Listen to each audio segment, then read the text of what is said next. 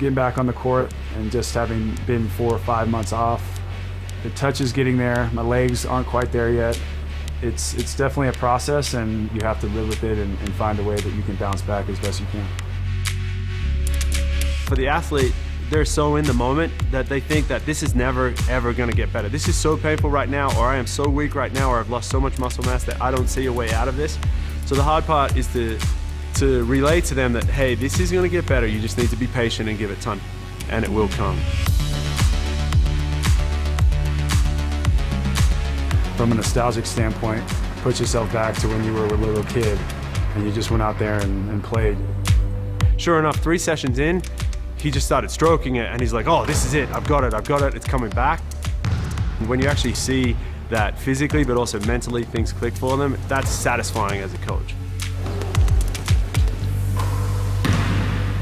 Once you get back onto the court and you're able to do more and more, and it's not as tedious and the same thing every day, you begin to realize again why you love the game so much.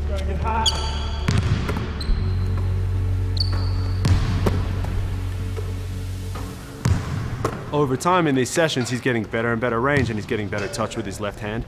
And you can see that his conditioning's improving, and he's starting to get a little bit more physiological swagger on the court, I guess you could call it. The whole thrust of the summer is to make sure that when training camp starts, Kevin is 100% able to do everything with the team.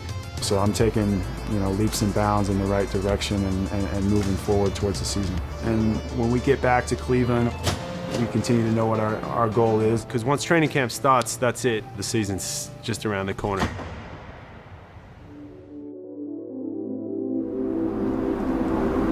Beautiful October day, training camp. Feels nice to be back, and I'm ready to get rolling. So it'll be 51 years now without a major sports championship here in Cleveland, so I think we're very hungry. Training camp is always the toughest part early on in the season. You still have to put the work in maintenance-wise, get your rest. As time goes on, hopefully I'll step into some actual preseason games and then be ready to go by the 27th. He's at the point now where he's pretty much unrestricted. But at the same time, we need to be really careful that everything he does is with really good form. Oh, and step this way. You step to the side. All I want you to do is here. See how I'm stepping back and now I'm coming square.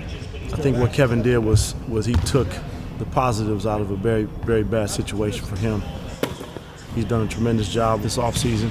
You can tell the energy is there, expectations are there, and everybody's excited about potentially where we can take this thing. Shot feels good. Also, the legs probably have come the farthest. Initially, getting back on the court, you just, whether it's your legs, your hamstrings, your quads, your glutes, your calves, your back, everything just has to get up under you again. So when I get back into contact and start getting that confidence back in that way as well, that's going to help me, get to the next step. It's just about preparing your body so that your mind is ready, that when the season starts, you've done everything you can to put yourself in a position to be the best. You need to train hard, but you need to get away from it because the season is very long, it's very grueling, it's a real grind. You have to relax. From a hunger standpoint, our team, it's very high right now, especially, you look at our focus. It's where it needs to be. We're fortunate to have, a great leader in LeBron and a lot of talented guys that, know what it takes to get to where we got last year, and that was the finals.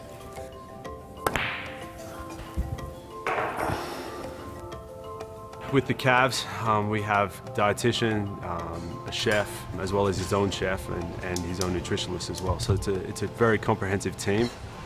And he has pretty strict regimented diet, so it's really planned out. A lot of vegetables, lots of fruit, good protein sources, good carbohydrate sources at the right times. We use a lot of grilling techniques, steaming, poaching, to kind of escape the whole fat thing. I started working with a nutritionist probably 18 months ago, and I look back now, 2, 3, 4 years ago, and I think, God, how was I eating that? I almost look at myself like I shake my head and say, I can't believe it. Lunches are very much set and regimented. He actually eats 2 lunches a day, one being chicken and one being a fish. We have grilled broccoli, and then on top of that we have pan-seared halibut with a little bit of salad with the scallions, Fresnos, jalapenos. Part of his job is eating. Like, he eats a lot. Like, it's not easy to eat as much as he does. So, and he doesn't necessarily get to pick what he eats either. We really try to make it special. For me, it's one of the biggest things that helps me do what I do.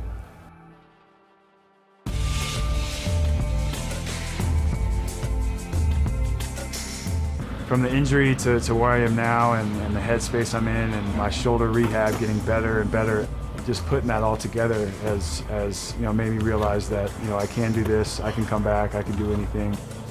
I had a huge decision this summer to stay with the Cavs, which I'm very happy about. And at the end of the day, we want to win a championship. So I think I've learned a lot about myself, and that's going to help me moving forward into this season and beyond.